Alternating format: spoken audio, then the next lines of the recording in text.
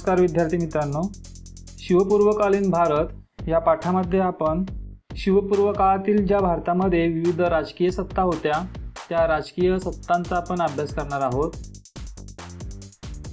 शिवाजी महाराजांच्या जन्माच्या पूर्वीच्या काळामध्ये भारतामध्ये वेगवेगळ्या प्रदेशांमध्ये वेगवेगळ्या राजांनी आपापले राज्य स्थापन केलेली होती आणि त्या ठिकाणी ते आपला राज्यकारभार पाहत होते।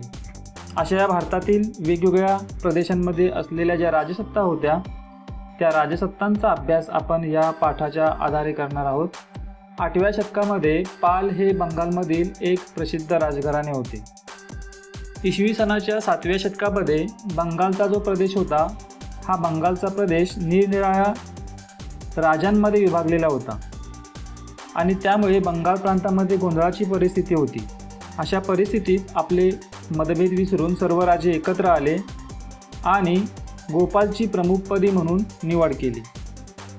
इसवी सन 725 मध्ये गोपालने बंगालमध्ये पाल सत्तेची स्थापना केली। मगधवर स्वारी करून त्याने आपला राज्यविस्तार केला। गोपालच्या नंतर त्याचा पुत्र धर्मपाल, त्यानंतर देवपाल यांनी देखील बंगालची सत्ता अधिकाधिक विस्तारित करण्याचा प्रयत्न केला। मध्य भारतातील गुर्जर प्रतिहारांची सत्ता देखील एक महत्त्वाची सत्ता होती। आंध्र, कलिंग, विदर्भ, पश्चिम काठेवाड, कनौज, गुजरातपर्यंत ही गुर्जर प्रतिहारांची सत्ता पसरलेली होती। त्यानंतर आपण राजस्थानमधील राजपूत सत्तेविषयी माहिती घेऊया।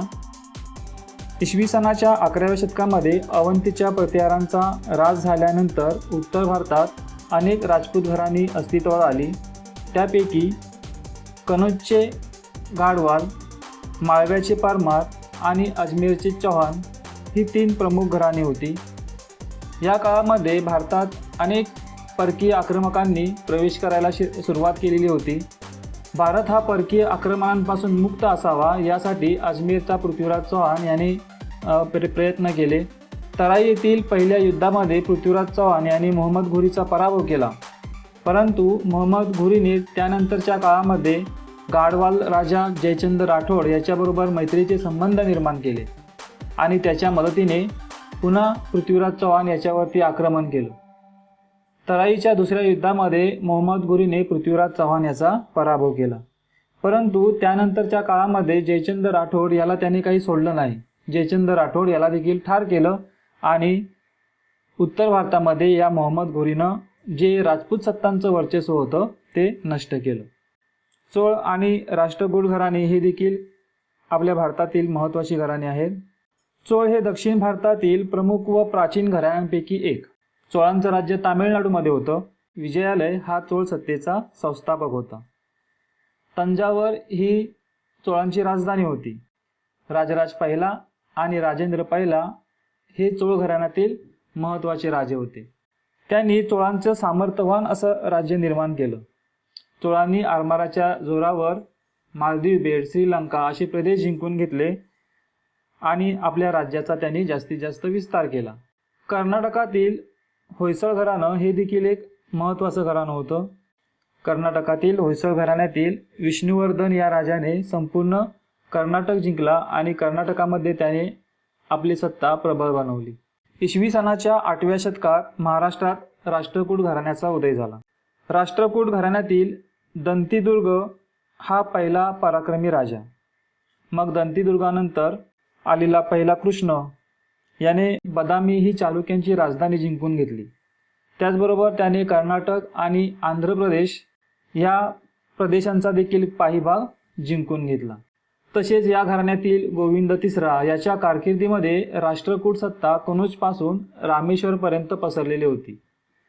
पुढे कृष्ण तिसरा याने अलाहाबादपर्यंतचा प्रदेश जिंकून घेतला आणि राष्ट्रकूट सत्ता आपली मजबूत करण्याचा प्रयत्न केला, परंतु 10व्या शतकामध्ये चालुक्य राजा तैल याने राष्ट्रकूटांचा पराभव केला। शिलाहारांची 3 घराणी आपल्या पश्चिम महाराष्ट्रामध्ये उदयाला आली। पहिले घराणे उत्तर कोकणात ठाणे व रायगड या ठिकाणी होतं। दुसरे घराणे दक्षिण कोकणात आणि तिसरे घराणे कोल्हापूर, सातारा, सांगली व बेळगाव जिल्ह्यांच्या काही भागावरती राज्य करत होतं। शिवपूर्व काळातील शेवटची वैभवशाली राजवट म्हणजे महाराष्ट्रातील यादवांची राजवट। आरंभी यादव हे नाशिक जिल्ह्यातील चांदवड या ठिकाणी स्थायिक झालेले होते। यादवांचा राजा जो शेवनचंद्र होता याने सिन्नर या ठिकाणी आपली राजधानी स्थापन केलेली होती. इसवी सनाच्या 12व्या शतकामध्ये पाचवा भिल्लम याने आपली राजधानी औरंगाबादजवळील देवगिरी या ठिकाणी नेली आणि त्या ठिकाणी त्याने स्वतःचा राज्याभिषेक करून घेतला. यादव घराण्यातील दुसरा सिंघन हा सर्वात कर्तबगार राजा होता. त्याने माळवा, कर्नाटक आणि जवळजवळ संपूर्ण महाराष्ट्र या प्रदेशावर त्यानं आपलं वर्चस्व प्रस्थापित केलं. 13व्या शतकामध्ये अल्लाउद्दीन खलजी याने देवगिरीवरती स्वारी केली. त्यावेळेला यादवांचा राजा होता रामचंद्रदेव. अल्लाउद्दीनने त्याचा पराभव केला. अशा प्रकारे महाराष्ट्रामध्ये जी यादवांची प्रबळ सत्ता होती ती अल्लाउद्दीन खलजीने नष्ट केली. इसवी सनाचे 8वे ते 13वे शतक या काळामध्ये भारतात निरनिराळ्या प्रदेशांमध्ये विविध प्रादेशिक सत्ता उदयामध्ये आल्या. त्यामध्ये महाराष्ट्रातील ही यादवांची सत्ता ही एक महत्त्वाची आणि वैभवशाली अशी सत्ता होती. यादवांचा काळ हा मराठी भाषा आणि साहित्य यांचा सुवर्णकाळच मानावा लागतो. कारण याच काळामध्ये महाराष्ट्रातील महानुभाव आणि वारकरी या संप्रदायांचा उदय झाला.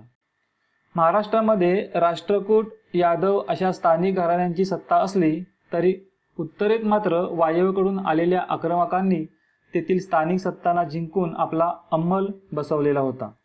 दरम्यानच्या काळामध्ये मध्यपूर्वेत अरब सत्तेचा उदय झालेला होता. साम्राज्याचा विस्तार करण्यासाठी अरब सत्ताधीश भारताकडे वळायला लागले. 8व्या शतकामध्ये मोहम्मद बिन कासिम या अरबी सेनानीने सिंध प्रांतावरती स्वारी केली. तेथील दाही राजाचा प्रतिकार मोडून काढून त्यांनी सिंध प्रांत जिंकून घेतला. या स्वारीमुळे अरबांचा भारताशी राजकीय संबंध प्रथमच आला. या पुढील काळात मध्य आशियामधील तुर्क, अफगाण, मुघल असे अनेक लोक भारतामध्ये आले आणि त्यांनी भारतामध्ये आपल्या सत्ता स्थापन केल्या. इसवी सनाच्या 11व्या शतकामध्ये भारतावर तुर्कांनी आक्रमणे करायला सुरुवात केली.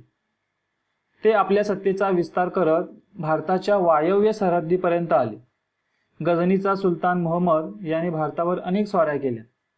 या स्वाऱ्यांमध्ये त्याने भारतातील मथुरा, वृंदावन, कनौज, सोमनाथ येथील जी संपन्न मंदिरे होती ती संपन्न मंदिरे लुटून तो प्रचंड संपत्ती घेऊन निघून गेला.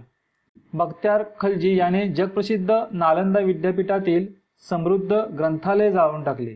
त्या काळामध्ये आपल्या भारतामध्ये असलेले जे नालंदा विद्यापीठ आहे ते संपूर्ण जगामध्ये प्रसिद्ध होतं. जगभरातून अनेक विद्यार्थी या विद्यापीठामध्ये शिक्षण घ्यायला येत असत. परंतु या विद्यापीठाचं असलेलं जे समृद्ध ग्रंथालय होतं हे बख्तियार खलजी याने जाळून टाकलं.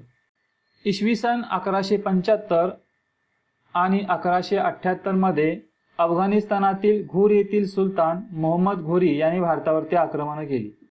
भारतातील जिंकून घेतलेल्या प्रदेशाचा कारभार पाहण्यासाठी त्यांनी कुतुबुद्दीन ऐबक याची नेमणूक केली.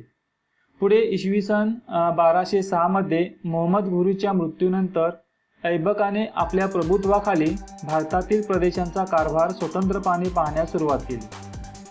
इसवी सन 1206 मध्ये मोहम्मद घोरीचा मृत्यू झाला आणि मोहम्मद घोरीचा मृत्यू झाल्यानंतर त्याने जो कारभार पाहण्यासाठी कुतुबुद्दीन ऐबक याची नेमणूक केली होती त्याने भारतातील जे मोहम्मद घोरीचे प्रदेश होते या प्रदेशांचा स्वतंत्रपणे कारभार पाहण्यास सुरुवात केली.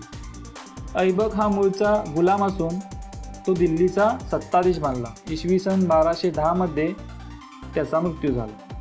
कुतुबुद्दीन ऐबक नंतर अल्तमश, रजिया, बलबन, अल्लाउद्दीन खलजी, मोहम्मद तुगलक, फिरोज तुगलक, इब्राहिम लोदी यासारख्या सुलतानांनी भारतावरती राज्य केलं. सुलतानशाहीमध्ये इब्राहिम लोदी हा शेवटचा सुलतान. त्याच्या स्वभावदोषामुळे अनेक शत्रू त्याला निर्माण झाले. पंजाबचा सुभेदार दौलत खान लोदी यानं काबूल येथील मुघल सत्ताधीश बाबर याला इब्राहिम लोदी विरुद्ध पाचारण केले. त्यामुळे इब्राहिम लोदी प्रचंड सैन्य घेऊन भारतामध्ये आला. या लढाईमध्ये दौलत खान लोदी हा इब्राहिम लोदीचा सुभेदार असल्याकारणाने इब्राहिम लोदीला असा समज झाला की या युद्धामध्ये दौलत खान लोदी हा आपल्याला मदत करेल. परंतु ज्यावेळेला प्रत्यक्ष युद्धाला सुरुवात झाली त्यावेळेला दौलत खान लोदीने इब्राहिम लोदीला धोका दिला आणि त्याने बाबराला मदत केली. या झालेल्या युद्धामध्ये बाबराने इब्राहिम खान लोदीचा पराभव केला आणि त्याचबरोबर भारतातील सुलतानशाहीचा शेवट झाला. भारतामधील नंतरच्या काळामध्ये जी महत्त्वाची राज्य निर्माण झाली त्यामध्ये एक विजयनगरचं राज्य होतं.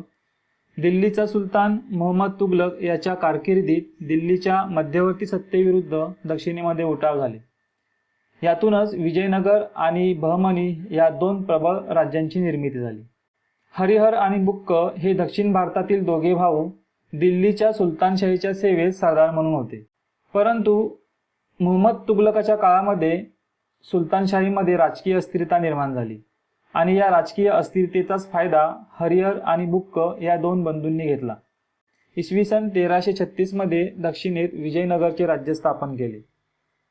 आजच्या कर्नाटकातील हंपी ही या राज्याची राजधानी होती आणि हरिहर हा विजयनगरचा पहिला राजा.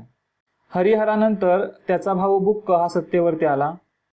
बुक्क याने रामेश्वरपर्यंतचा प्रदेश आपल्या राज्याला जोडला आणि आपल्या राज्याचा त्याने विस्तार केला. विजयनगर राज्यामधील कृष्णदेवराय हा महत्त्वाचा राजा होता. कृष्णदेवराय इसवी सन 1509 मध्ये विजयनगरच्या गादीवरती आला. त्याने विजयवाडा व राजमहेंद्री हे प्रदेश जिंकून आपल्या राज्याला जोडले. बहमनी सुलतान महमूद शहा याने आपल्या नेतृत्वाखाली सर्व सुलतानांना एकत्र केलं आणि कृष्णदेवरायाच्या राज्यावरती आक्रमण केलं. परंतु महमूद शाह याच्या नेतृत्वाखाली एकत्रित आलेल्या सुलतानांच्या सैन्य संघाचा कृष्णदेवरायाने पराभव केला. कृष्णदेवरायाच्या कारकिर्दीत विजयनगरचे राज्य पूर्वेस कटकपासून पश्चिमेस गोव्यापर्यंत आणि उत्तरेस रायचूर दोआबापासून दक्षिणेस हिंदी महासागरापर्यंत पसरलेले होते. इसवी सन 1530 मध्ये कृष्णदेवरायाचा मृत्यू झाला. कृष्णदेवराय फक्त पराक्रमीच नव्हता तर तो एक विद्वान देखील होता. त्याने तेलुगू भाषेमध्ये आमुक्तमाल्यदा हा राजनीतिविषयक ग्रंथ लिहिला. त्याच्या कारकिर्दीत विजयनगरमध्ये हजाराम मंदिर आणि विठ्ठल मंदिराचे बांधकाम झाले. कृष्णदेवरायानंतर मात्र विजयनगरच्या राज्याला उतरती कला लागली. आजच्या कर्नाटक राज्यातील तालिकोट येथे एकीकडे आदिलशाही, निजामशाही, कुतुबशाही आणि बरीदशाही आणि दुसऱ्या बाजूला विजयनगरचा राजा रामराय यांच्यामध्ये इसवी सन 1565 मध्ये लढाई झाली आणि या लढाईत विजयनगरचा राजा रामराय याचा पराभव झाला. त्यानंतर विजयनगरचं राज्य संपुष्टात आले. त्या काळातील भारतातील आणखीन एक प्रबळ सत्ता म्हणजे बहमनी राज्य. मुहम्मद तुघलकाचे वर्चस्व झुगारून दक्षिणेमध्ये अनेक सरदारांनी बंड केले. या सरदारांचा प्रमुख हसन गंगू याने दिल्लीच्या सुलतानांच्या सैन्याचा पराभव केला आणि इसवी सन 1347 मध्ये एक नवीन राज्य निर्माण केले. या राज्यालाच बहमनी राज्य असे म्हणतात. हसन गंगू हा बहमनी राज्याचा पहिला सुलतान झाला. त्याने कर्नाटक राज्यातील गुलबर्गा येथे आपली राजधानी स्थापन केली. महमूद गावान हा बहमनी राज्याचा मुख्य वजीर आणि एक उत्तम प्रशासक होता. त्याने बहमनी राज्यास आर्थिक सामर्थ्य प्रस्थापित करून दिले. सैनिकांना जहागिरी देण्याऐवजी रोख पगार देण्यास सुरुवात केली. सैन्यामध्ये शिस्त आणली. जमीन महसूल व्यवस्थेमध्ये सुधारणा केली. म्हणजे जमिनीचं मोजमाप करून ज्या प्रमाणात जमीन असेल त्याच प्रमाणात त्याने महसूल ठरवून दिला. बिदर येथे अरबी व फारसी विद्यांच्या अभ्यासासाठी मदरसा स्थापन केले. महमूद गावांनंतर मात्र बहमनी राज्यामध्ये गटबाजी वाढीस लागली. विजयनगर व बहमनी राज्यातील संघर्षाचा बहमनी राज्यावर प्रतिकूल परिणाम झाला. विजयनगर आणि बहमनी ही एकाच काळातील प्रबल सत्ता असल्याकारणानं या दोन सत्तांमध्ये नेहमी संघर्ष होत होते आणि या संघर्षामध्ये विजयनगरचं राज्य नेहमीच प्रबळ ठरलेलं होतं आणि या संघर्षाचा परिणाम बहमनी राज्यावर प्रतिकूल असा झालेला होता. विविध प्रांतातील अधिकारी अधिक स्वतंत्र वृत्तीने वागू लागले.